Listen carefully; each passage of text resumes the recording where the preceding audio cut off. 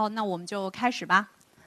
虽然现场来到的朋友们不是很多，相信我们在 online 在线上应该会有很多人来关注咱们这个论坛哈。因为这一次的平行论坛呢，我觉得相信大家还是比较感兴趣，因为是一个与我们的生活息息相关的一个产业——旅游业。更具体一点呢，我们将要讨论的是从岸线旅游。To talk about coastal tourism and marine tourism, these two thriving tourisms were affected by COVID-19, and also other industries are also affected by COVID-19 as well. So, of course, as you know, ocean and marine tourism created about 360 billion US dollars per year, including the coral reef tourism and also the popular cruise tourism in China and in Asia are also impacted by COVID-19. Against this backdrop, how can we promote the coastal and marine tourism?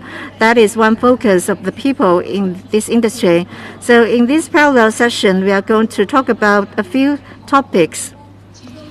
One of the topics is that how COVID-19 will accelerate the public's expectations about blue tourism and safer tourism, and how long is it going to take for the coastal and maritime tourism to go back to normal, and what's the scale of investment required to ensure that the public will have confidence in the safety and healthcare. And today we are very honored to have with us some guests with us today. I would like to introduce the guests present today. And from the Zanadu CEO, Mr. Xiao from Zanadu, and also from China Cup International Regatta, CEO and co-founder Madam Xiao. Founder and CEO of Seagoing Green, Aleksandra Dragozet, 以及咱们碧山旅行创始人兼首席。And also Madam Zhang from WildChina.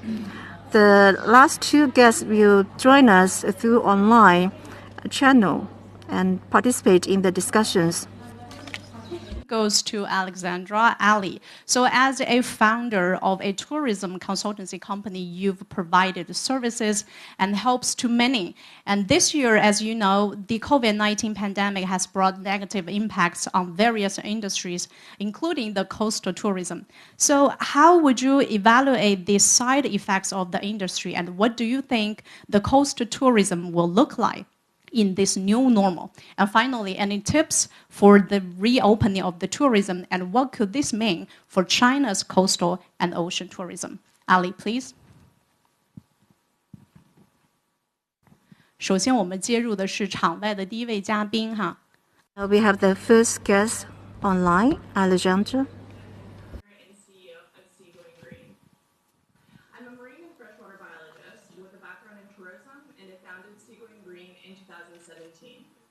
We are a sustainable tourism consultancy with a mission to alleviate the negative impacts of tourism on the marine environment.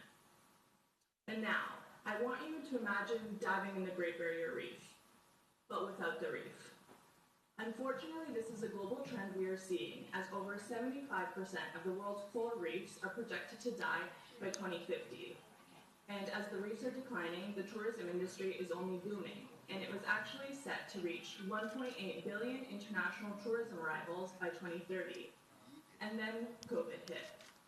We've seen firsthand how COVID-19 has impacted our clients, and I'll be sharing some of these insights with these perspectives in mind today. Prior to the coronavirus pandemic, the global tourism industry was one of the fastest growing industries in the world, putting it on pace to continue to be a leader in employment and GDP. While we currently do not know how much the pandemic will affect prospective tourism trends when the tourism industry rebounds in a post-COVID world, we can expect that these kinds of tourism figures will resume within the next 5 years based on the track record of tourism's resiliency.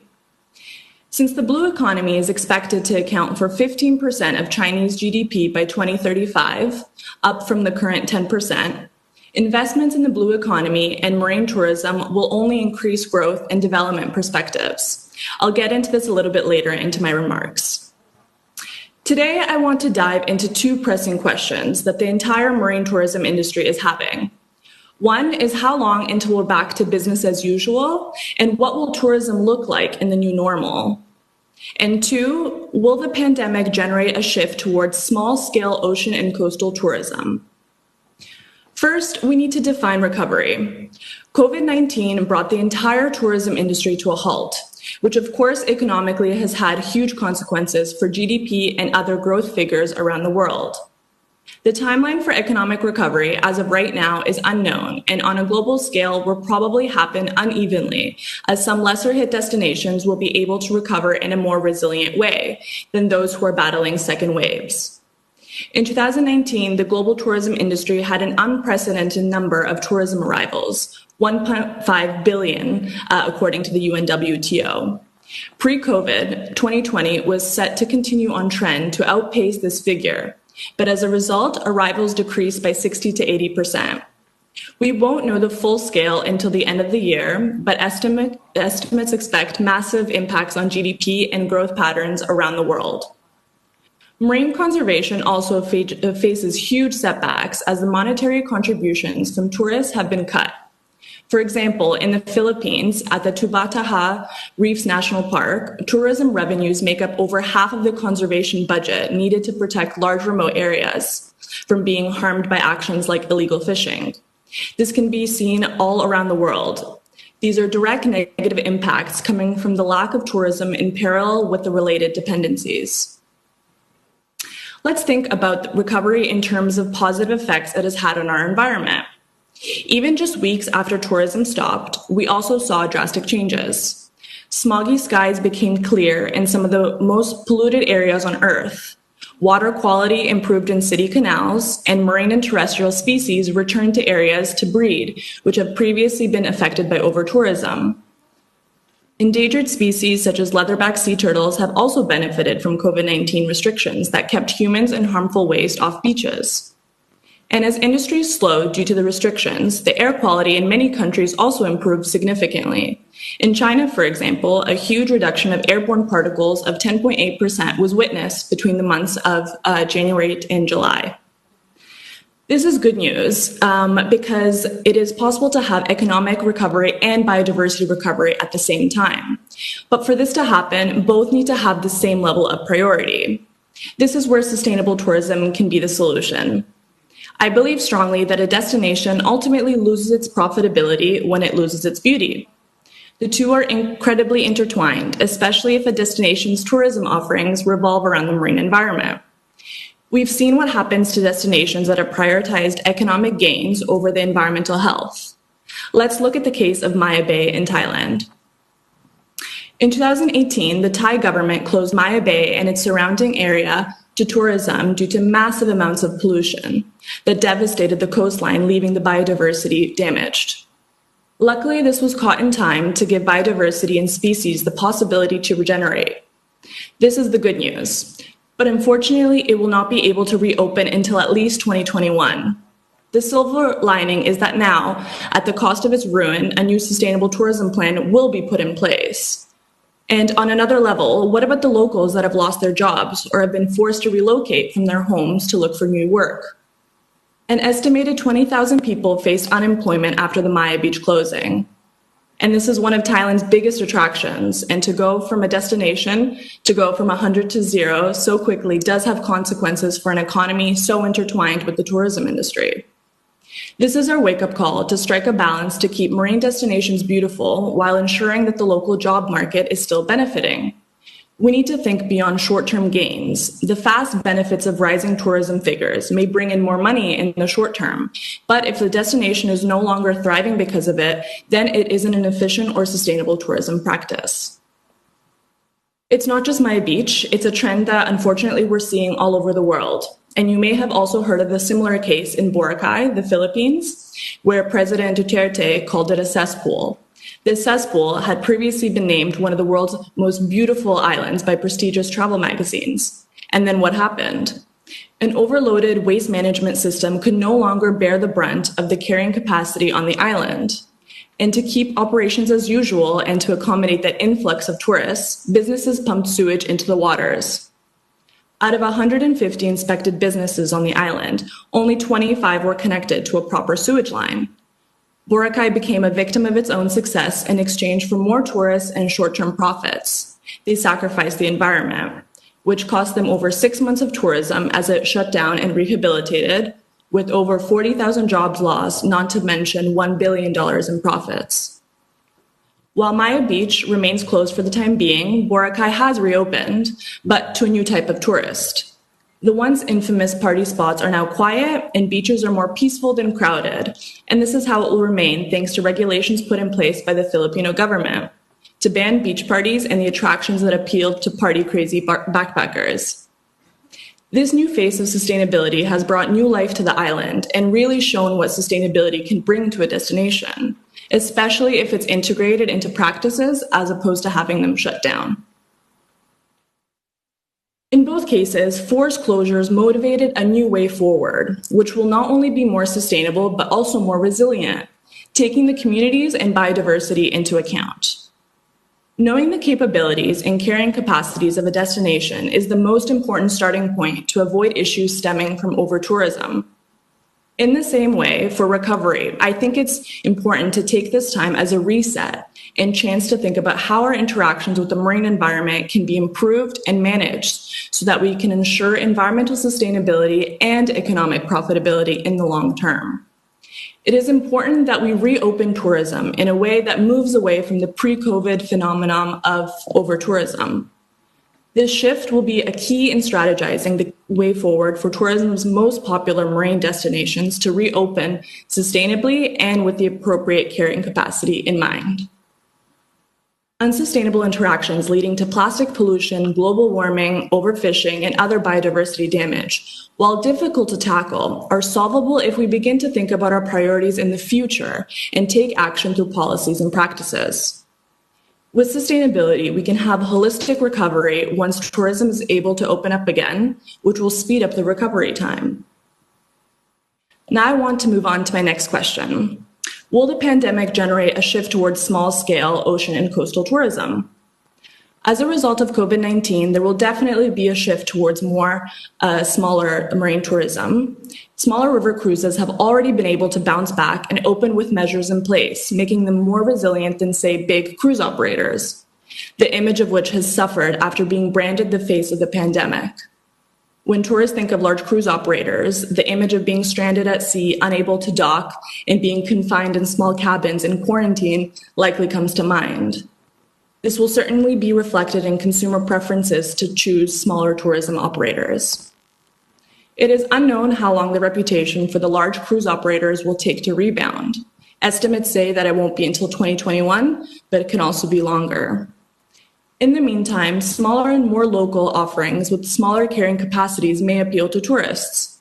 Small to medium-sized tourism operators have been able to continue to operate with increased safety and hygiene measures. We can expect that travelers, regardless of their destination or means of travel, are going to be more cautious now.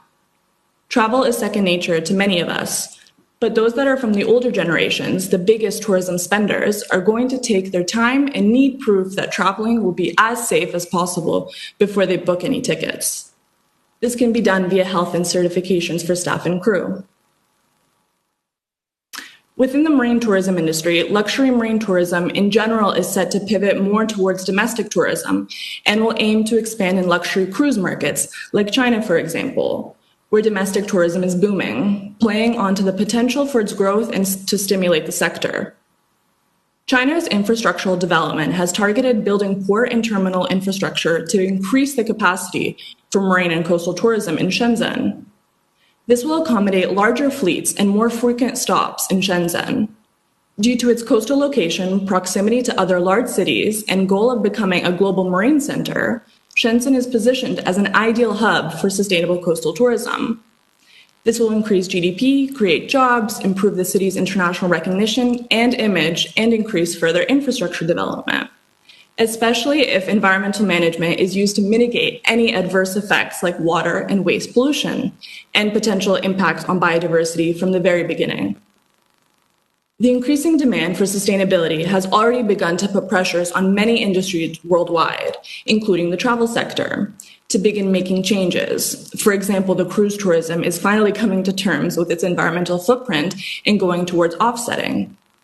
This will continue as well in the marine industries as the global community increases its ambitions to collectively lower our carbon footprints and environmental impacts. While there's a lot of work to be done in general to green the marine industries, prioritizing sustainability is a good first step. Summarizing all the points that I've covered in these remarks, the most important point is that we really need to rethink of how we conceptualize recovery.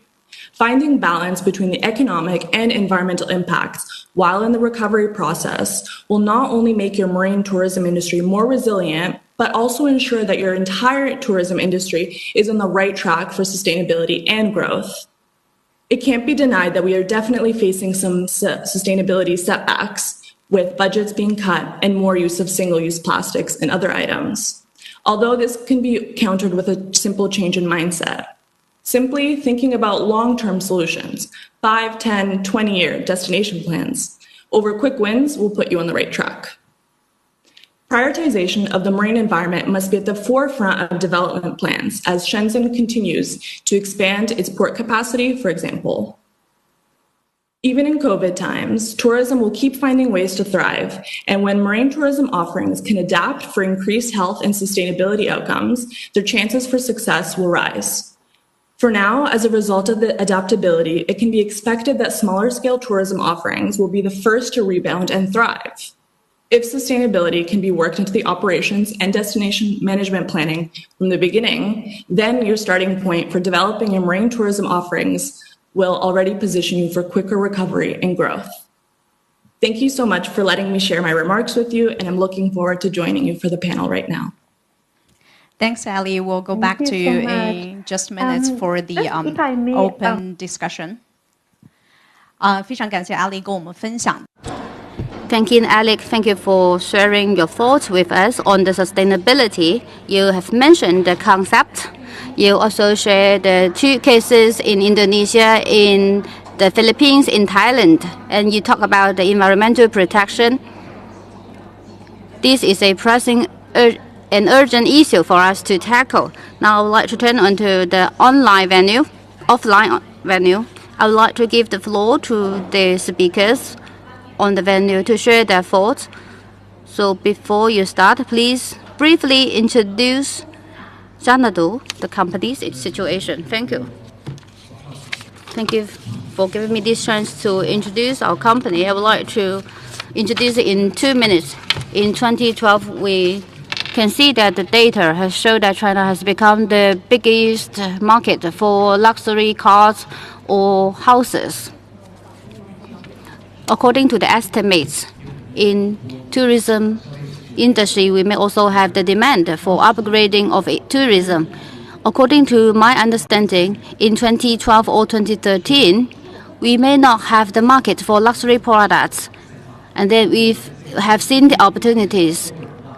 The partners from all walks of life, from investment bank, Morgan Stanley, or the recreational industry, or the advertisement industries, we collaborated with each other. Our aim is to establish a company to provide the products for the high net worth individuals and provide the premium services to them.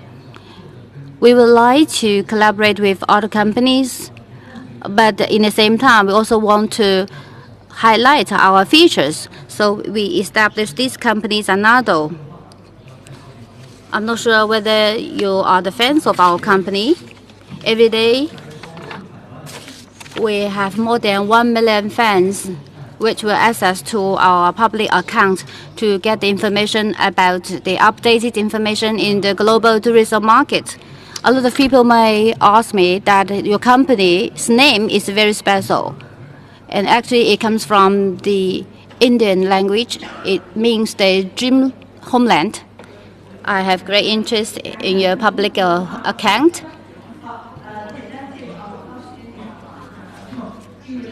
Now let's move on to the topic. The first question is, what is the impact of COVID-19 to the tourism industry?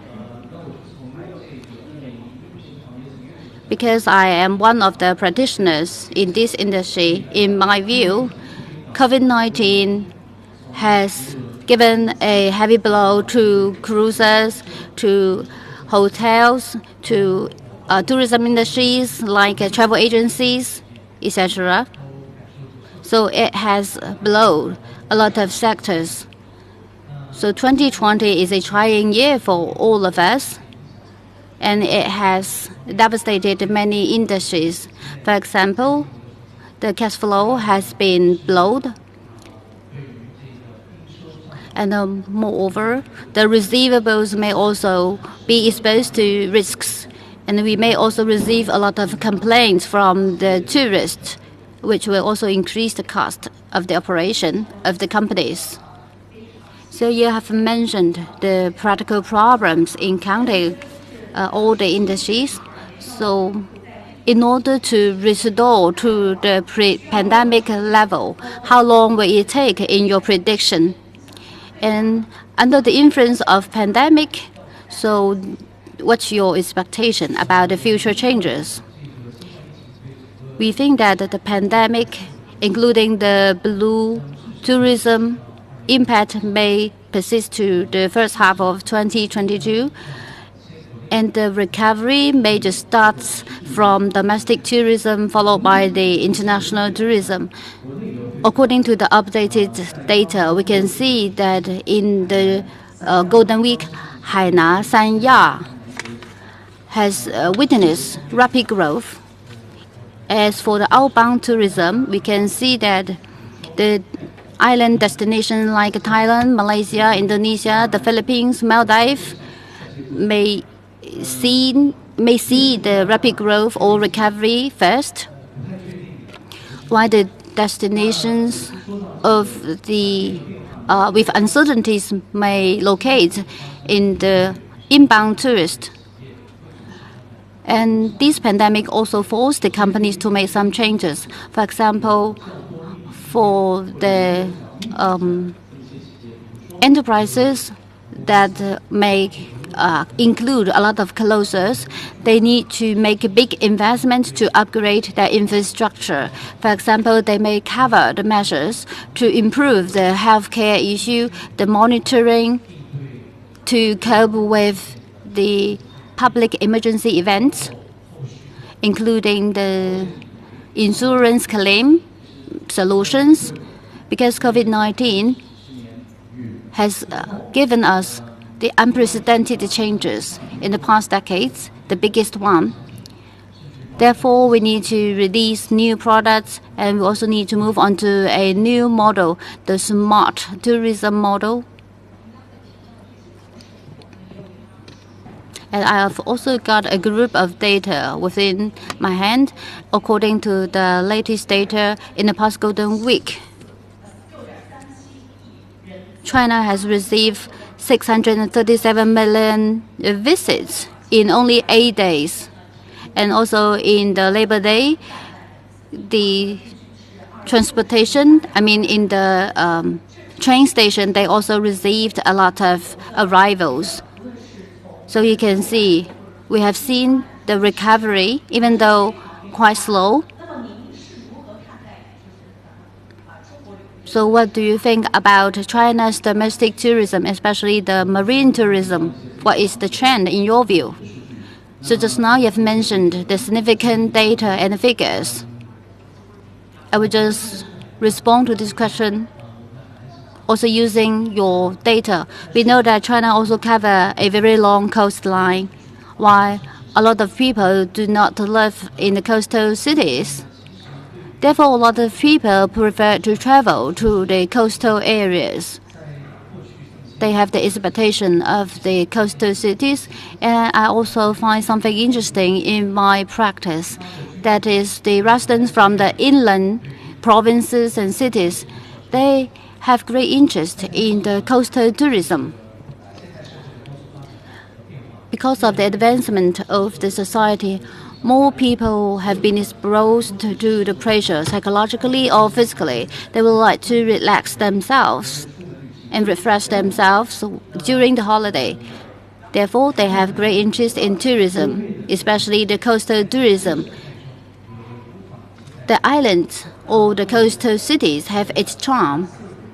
In my view, the blue tourism will become a trend, even though it may be suspended due to COVID-19, but it will never die out. So the coastal tourism will prevail in the end, especially the premium tourism will prevail. People will have pursuit of a high-quality lifestyle. Thank you for sharing. And next, I would like to give the floor to Ms. Zhang, the founder and chief executive officer of WildChina. So we are also honored to have invited her to join us online. Thank you. So I find the name of your company is also very interesting, WildChina, because the word wild just help me to recall the nature. So I'm not sure whether my understanding of your company is true or not. So would you please introduce the company a little bit? Thank you for giving me this chance to share with you about my thoughts and introduce you my company. Yep, your understanding is correct in part because WildChina integrate the nature, but we can also go deeper because we can integrate culture in the understanding.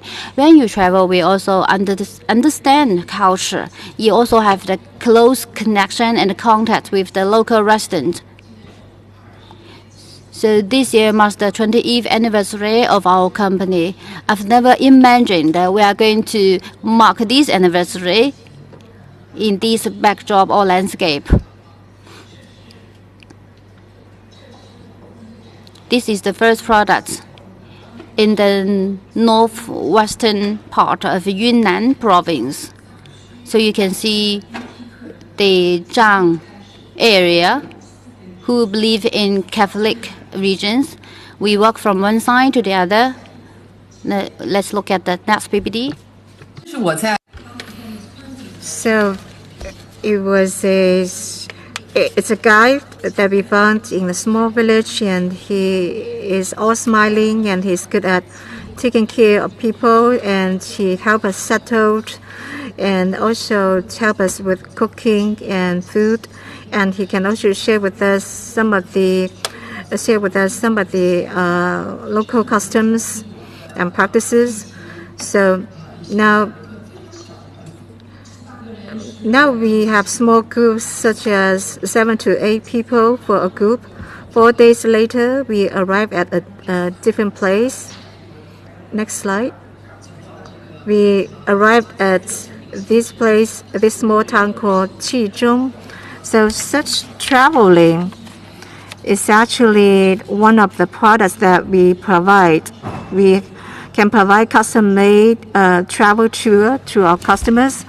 My partner and I used to be consultants at McKinsey. So in 2012 and 2013, we actually became more aware of this kind of custom-made package tours. So I share this case with you. I want you to know that WildChina has its own limitations. We mainly focus on land traveling, land tours. If you look back at the 20 years of the tourism in China, the Chinese tourists now they have different. Their preferences actually have not changed too much over the past 20 years. So this photo was taken in 2013. Back in 2013, we also experienced SARS, another pandemic. So we have to put things into context when we look at the different tours and photos. Just now in your speech, you mentioned a keyword, custom-made.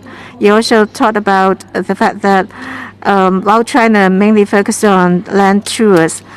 But today we are talking about coastal and marine tourism.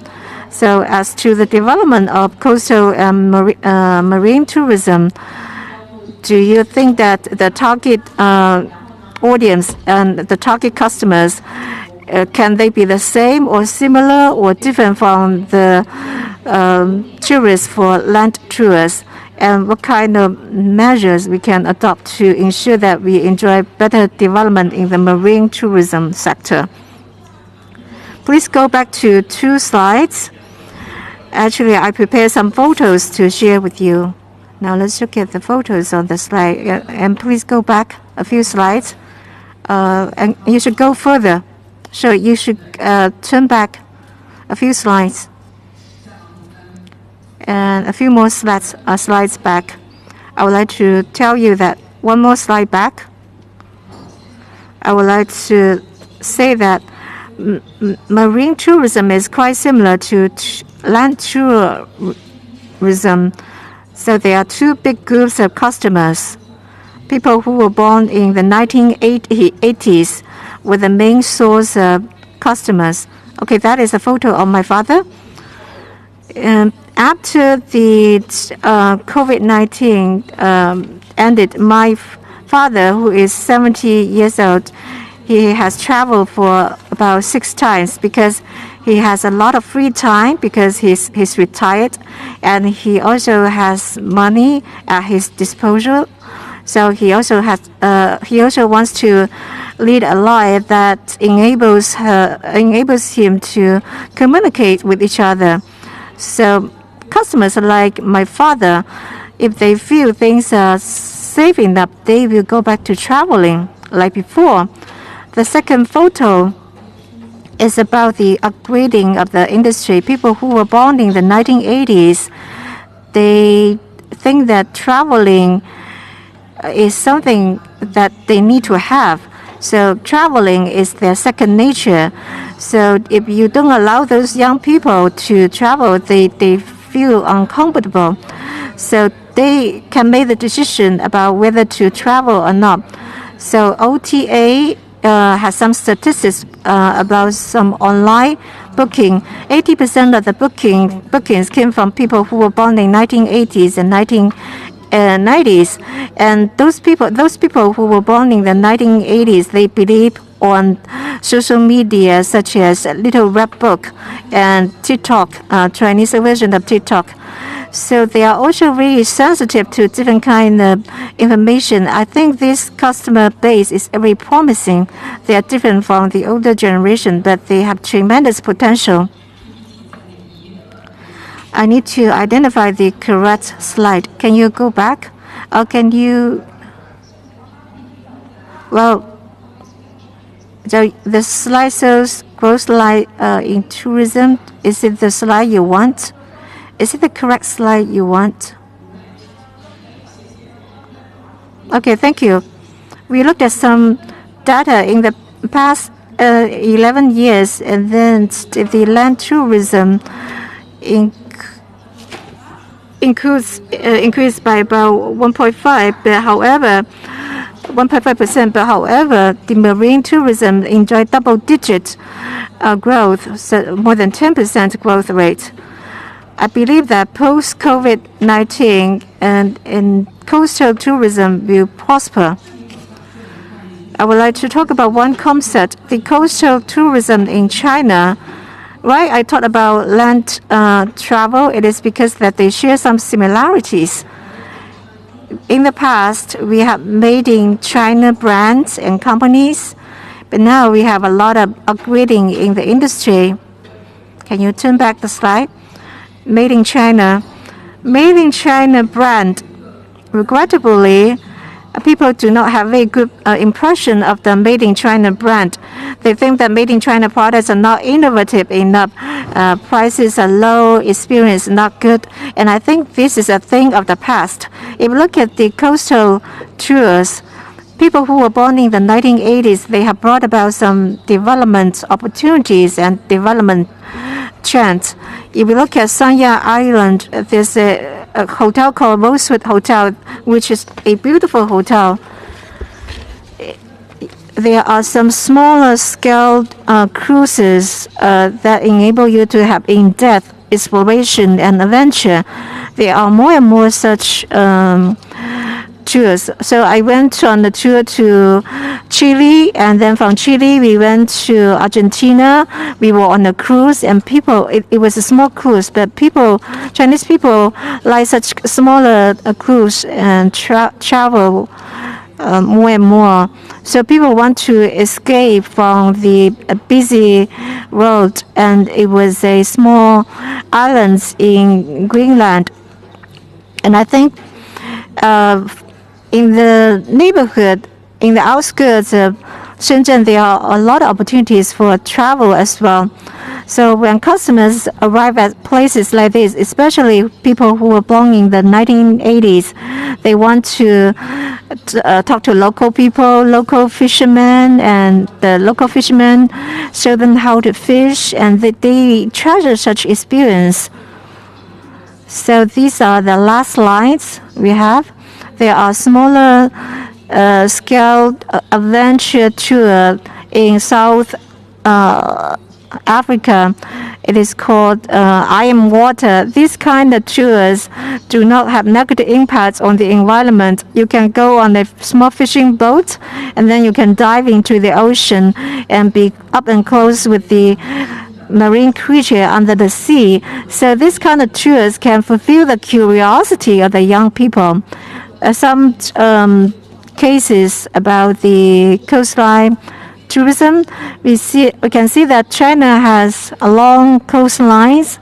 So coastal tourism and marine tourism in China can have good potential, but we need to upgrade the industry so that we can attract people who were born in the 1980s and 1990s. We also need to educate them so that they can preserve the ocean while enjoying the ocean tourism. Thank you very much for sharing with us. You mentioned people who were born in the 1980s and 1990s. They are the new driving force in the tourism industry. They are also very adventurous. They love to explore the world.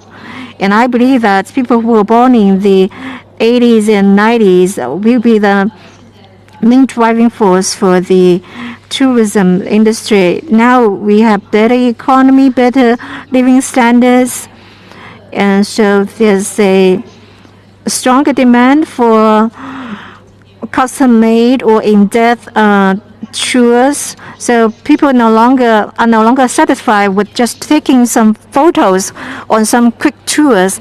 So some people, they prefer in-depth tours. Now we will have the open discussion session later. I would like to remind you that after the break, the first speaker, Ali, will join our open discussions. Now, here we also have Xiao with us. Xiao is the co-founder and CEO of China Cup International Regatta. The regatta, this competition, I believe that you are very familiar with regatta, but China Cup, maybe you're not very familiar with China Cup. Can you introduce China Cup to us? Well, I think the topic you mentioned is very interesting. You mentioned that people are familiar with regatta. I remember that back in 2015, actually in China, people were not aware of regatta, including host MCs like you. So in France, we have a delegation from France. They started from France, traveled through 25 countries, and then returned to China, covering a distance of 11,000 nautical miles before coming back to China. So. And also they started from France and then returned to China. This is indeed a great feat. It was not easy to achieve.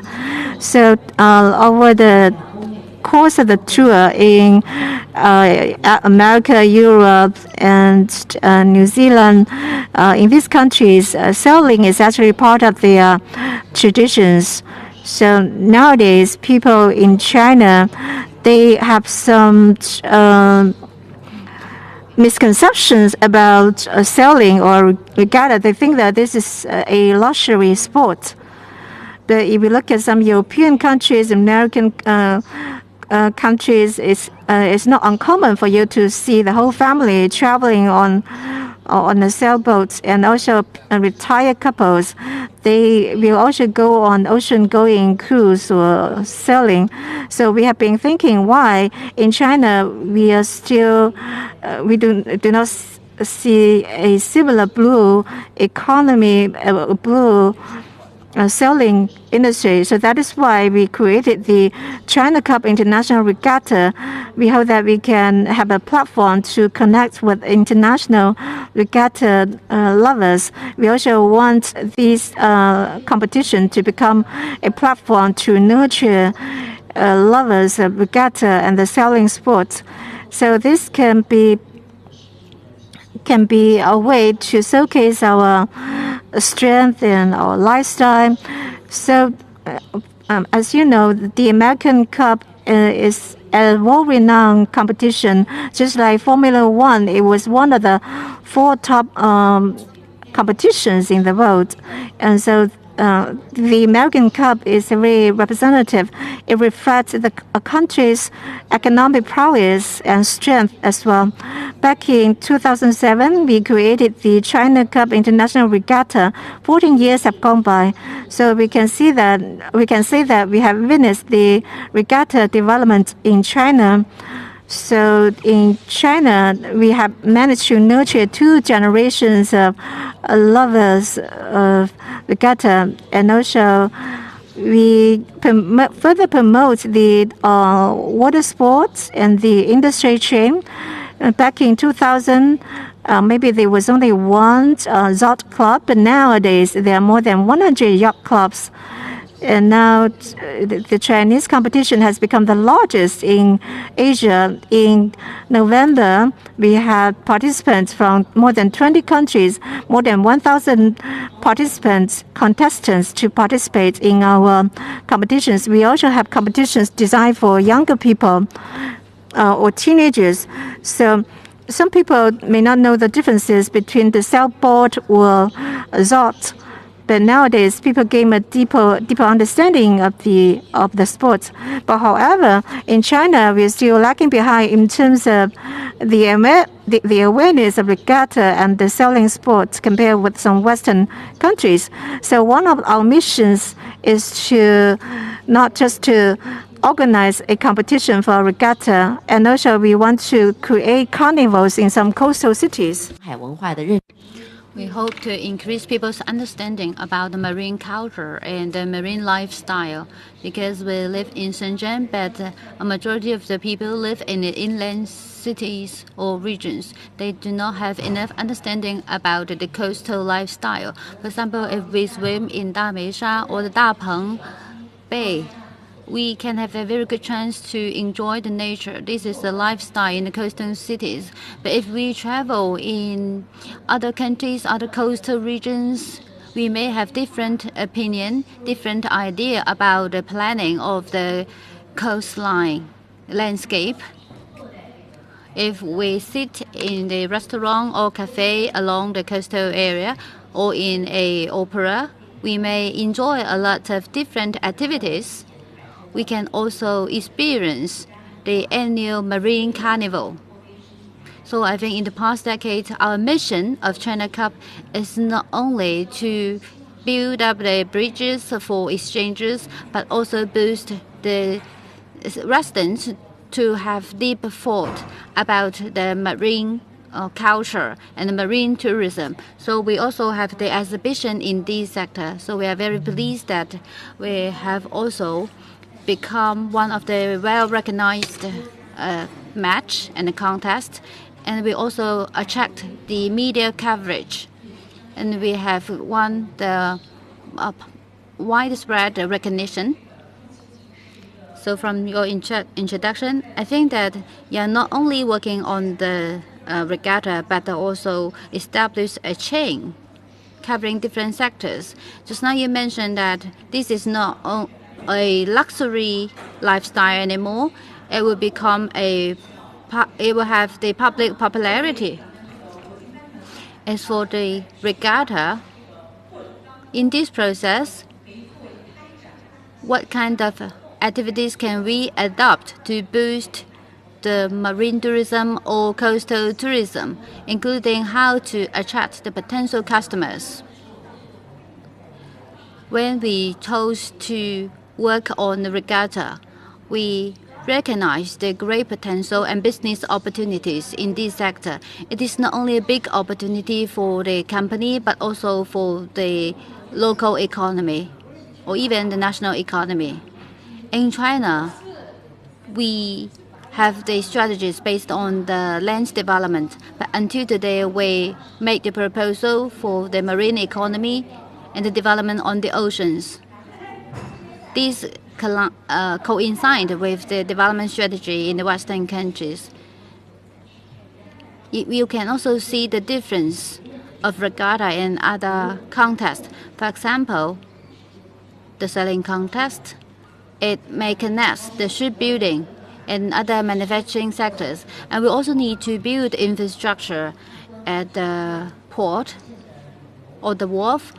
Moreover, we also need to develop the coastal tourism, which is also related to the regatta. It will provide us a different perspective and angle to understand the ocean. So when we started the regatta, it means that we just connect the land and the ocean. We can swim, we can dive, we can surf. So we have different activities to understand the ocean, to have a diversified lifestyle. No matter we go diving or fishing, a lot of activities will enrich our life. Even though we live in skyscrapers in most time, we can also change our lifestyle.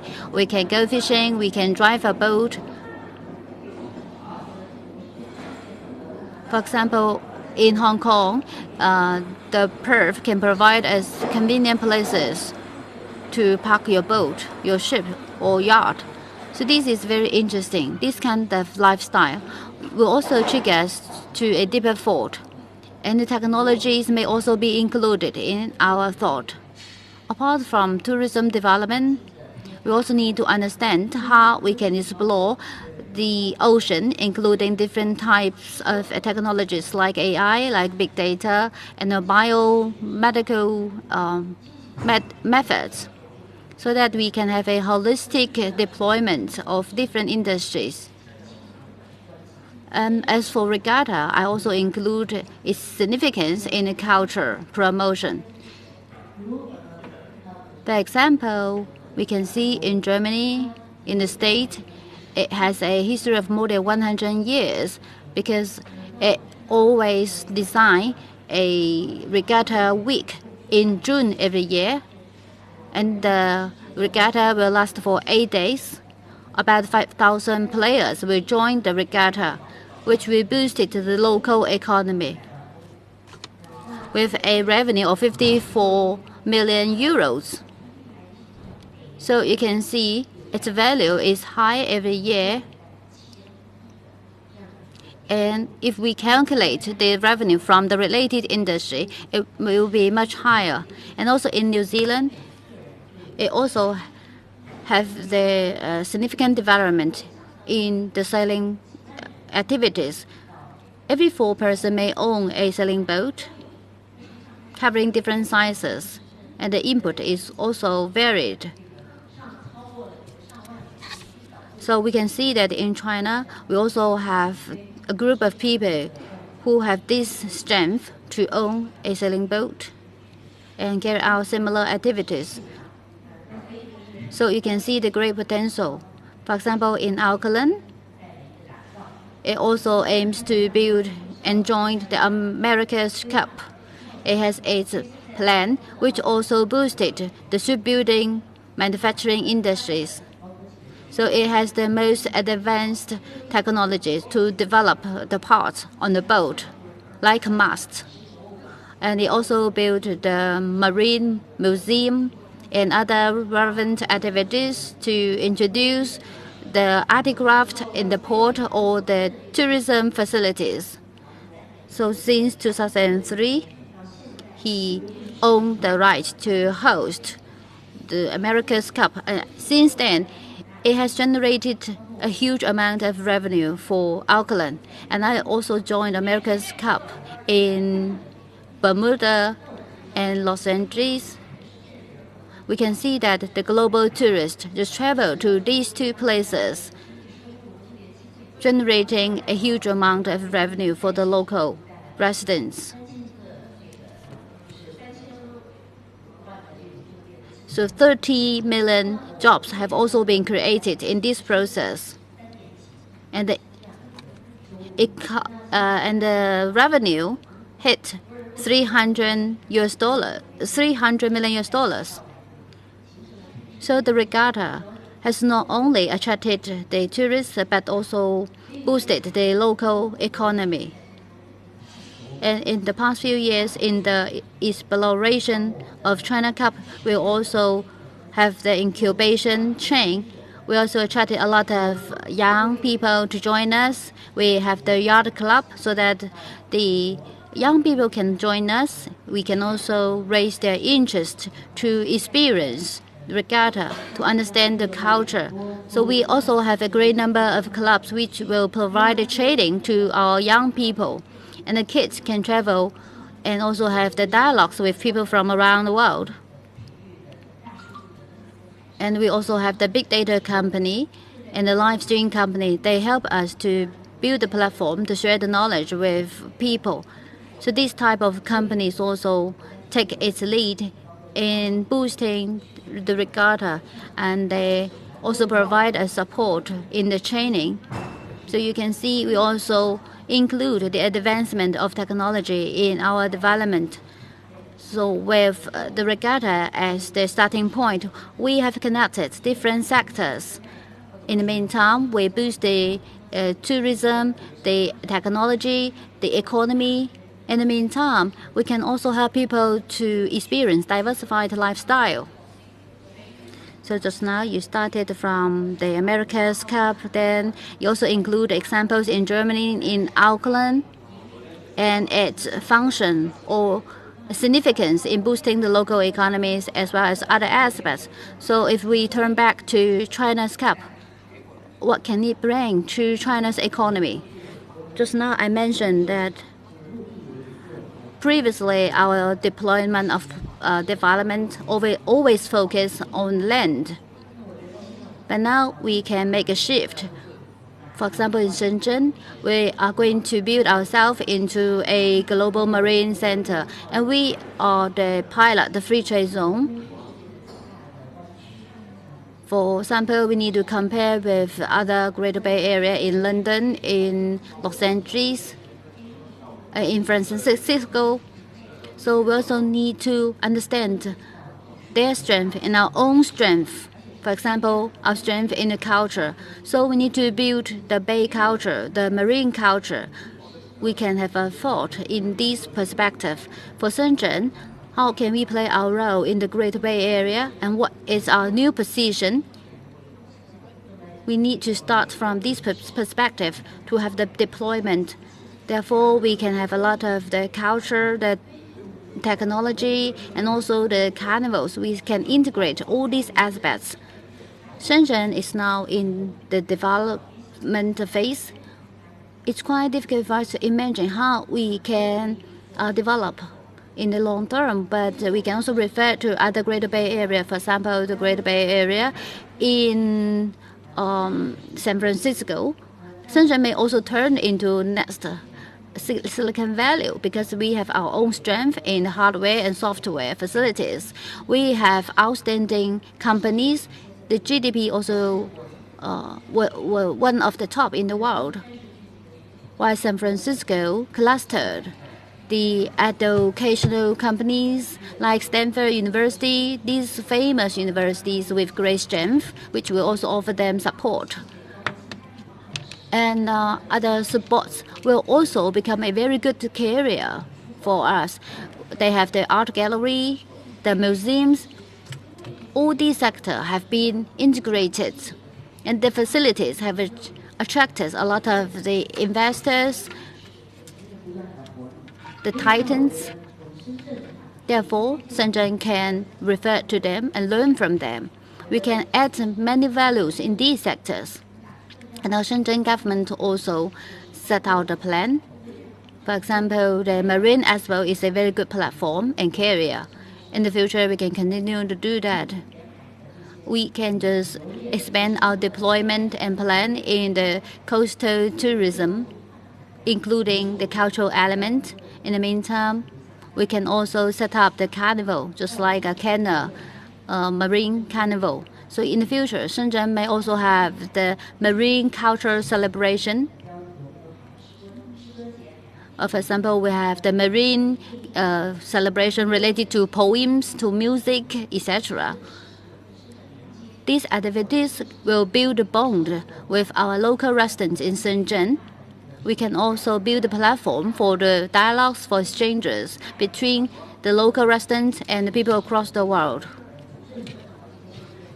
So the planner, the organizers need to collaborate with the enterprises from different sectors. Then we can organize and carry out a lot of dialogues to share our thoughts. Then we can pool the wisdom to strive for further development in the coastal or marine tourism, especially in the post-pandemic era. And in the last 100 miles travel, or within 3 hours ride, we can also develop a raft of products. We need to understand how we can integrate the traditional sightseeing with the innovative sightseeing. Then we may have a different deployment for the further tourism development. Thank you. Thank you for sharing. Just now, all the guests have shared their thoughts and also learned a lot and echo that point. In China's tourism industry, maybe people's focus still on land. We have seen the booming development of this industry, but due to COVID-19, the public emergency event, it has suspended for a while, and now we need to have a consideration about how we can restore the tourism to the pre-pandemic level. So what's your thought? I might want to, Ali, you here? I might want to. Yes, good morning. Good morning, how are you? Good, how are you doing? I'm good. So I would like to ask you for your comments on, or your recommendations on how would we do to, to take several actions that to bring the coastal tourism industry back to full activity and accelerate its development in the post-COVID period. Give us your recommendations. So I really think it's really important that over-tourism isn't the strategy that we all go back to. I think it's important that we really take this moment to really assess the tourism products that are being offered in these destinations and how you can mitigate the negative impacts on local environment and community from the beginning.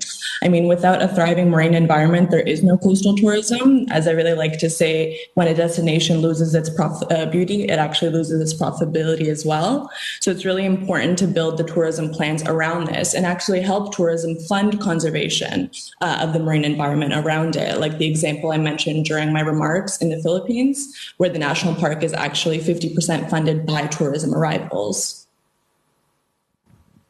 Cool, thank you. Now we're going back to our forum right now.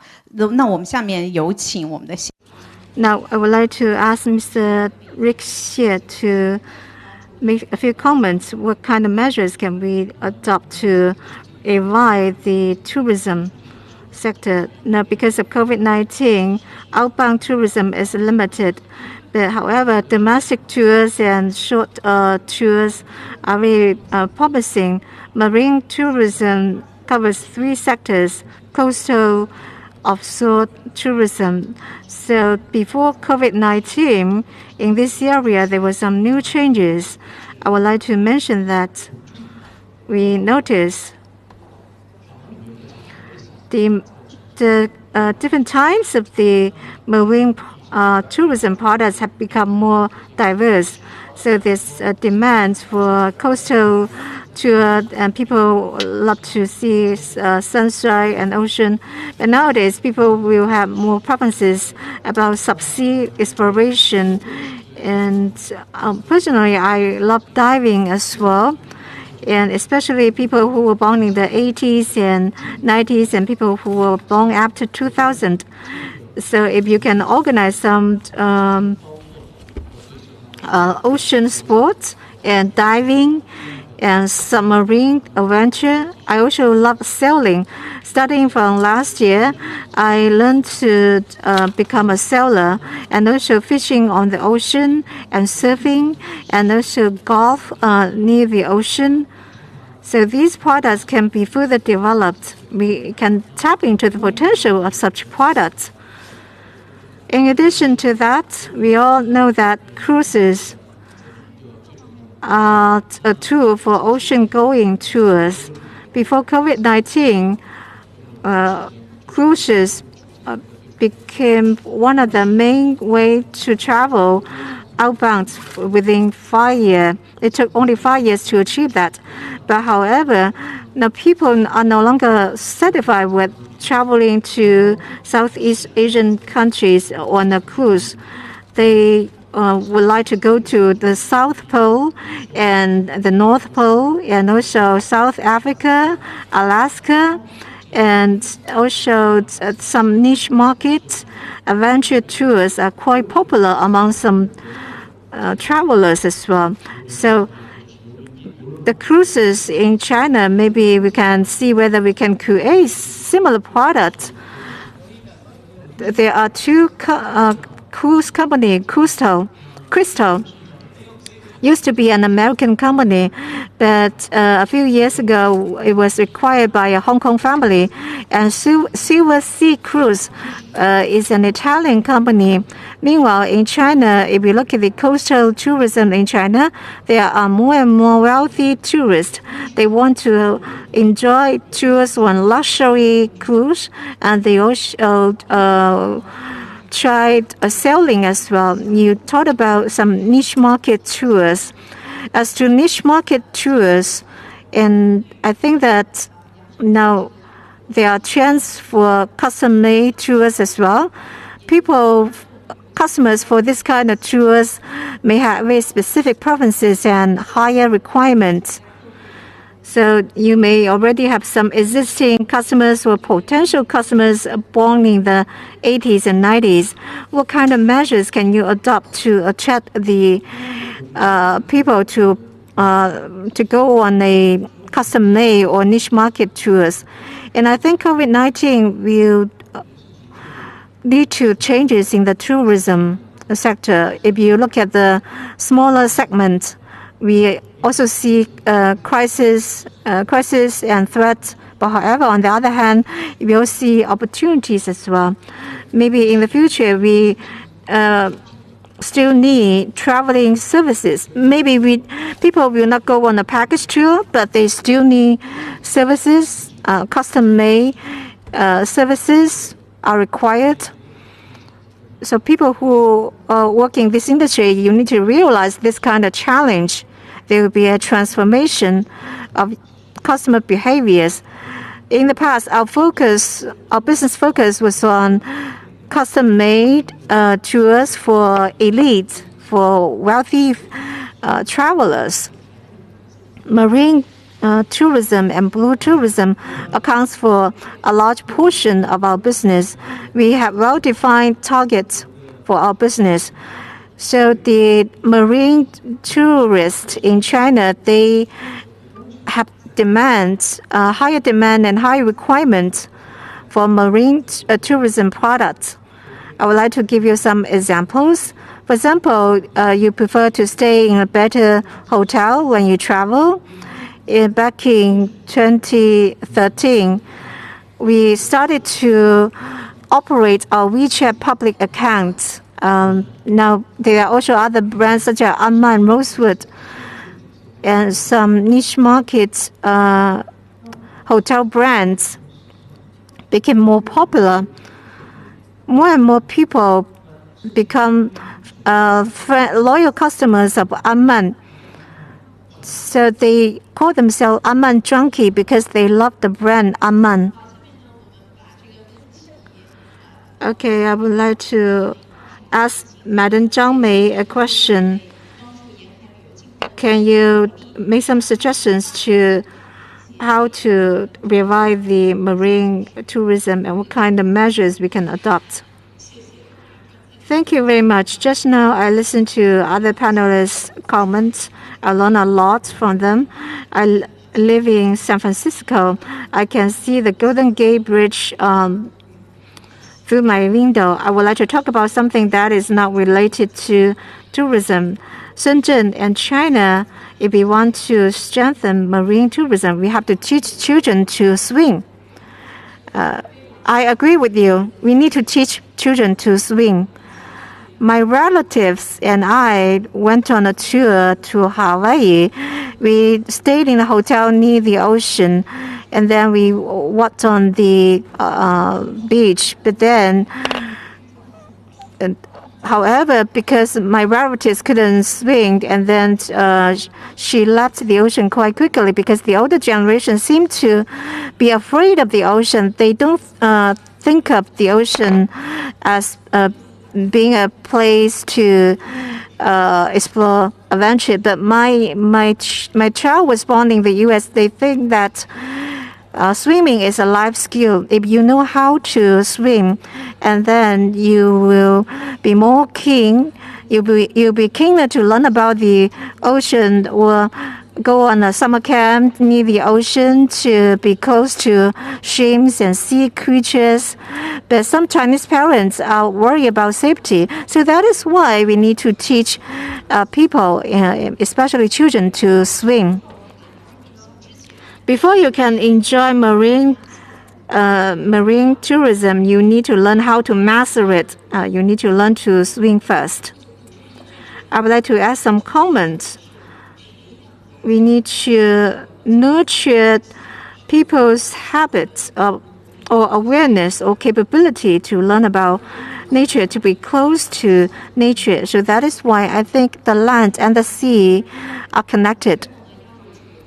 So the last speaker, Madam Xiao, actually, Madam Zhang talked about a very interesting topic.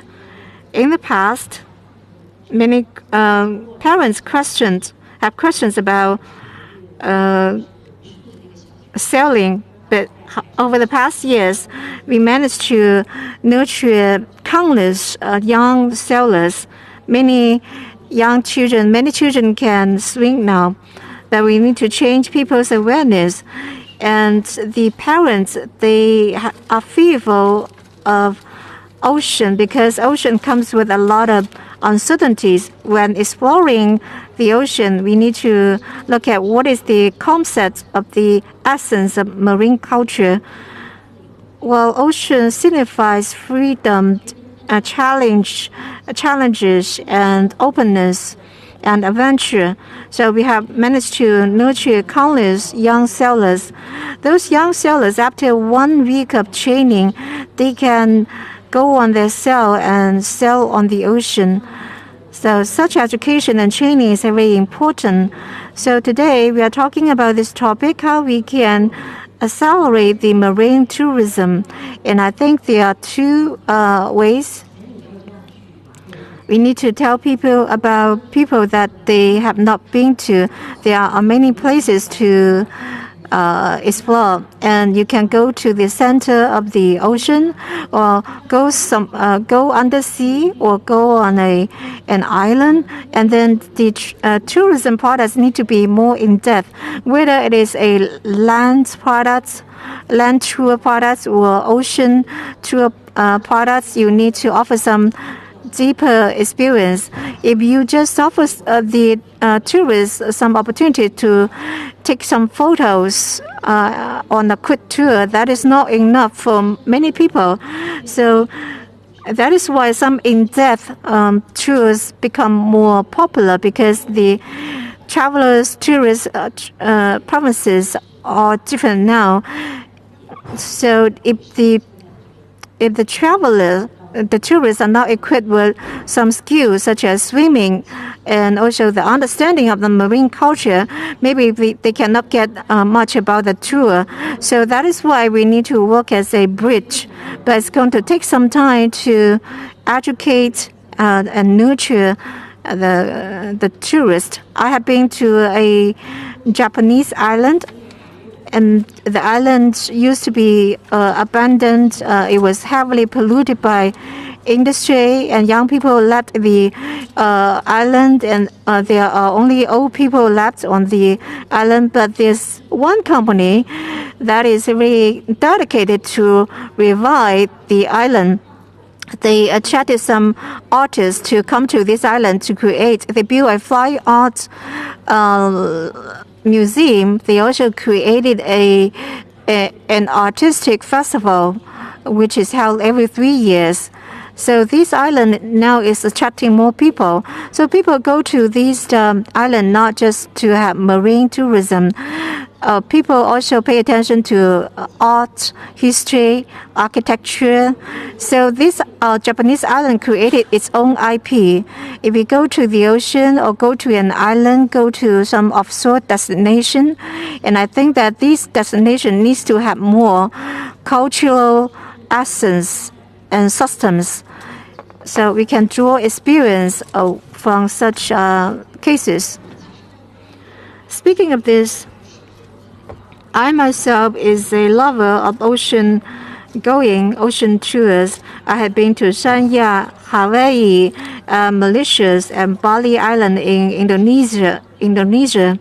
So before joining this event, when I go on a tour, I actually go to the beach and observe the ocean, enjoy some high-end services of the hotel. But then I never thought about I could go diving or be up and close with the ocean or learn more about the marine culture. So that was what I lacked. So I believe that some of the audience members may have some similar experience like mine. So today's panelists talked about custom-made tours and niche market tours. And any questions from the floor? And you can ask our panelists questions if you like. Any questions from the audience? Any questions from the floor? You may be shy.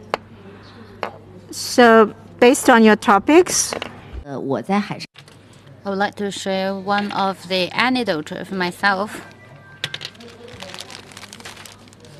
The most memorable, unforgettable experience is in Auckland, because that China's Cup has a cooperation opportunity with Auckland.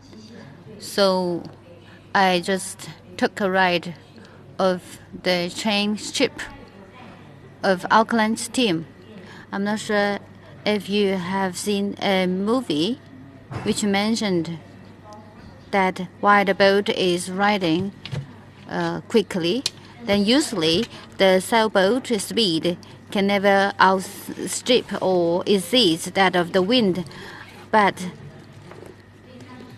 the industry has always advocated the increase of speed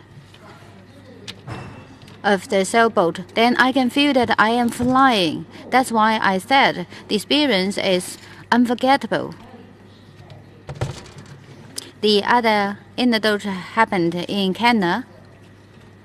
I rented a boat and then spent a whole day and a whole night on the sea. So I can have a close connection with the sea. After one day and a night, when we park our boat on the port, we have a different experience. So my point is that we have different kinds of ways to have the connection with the sea, with the oceans. Thank you. I really inspire your job. Thank you very much for your thought sharing and support. Tourism, especially the marine tourism, has great potential and prospect. We can see that the public has increasing interest to different types of tourism, from the big to small scale tourism.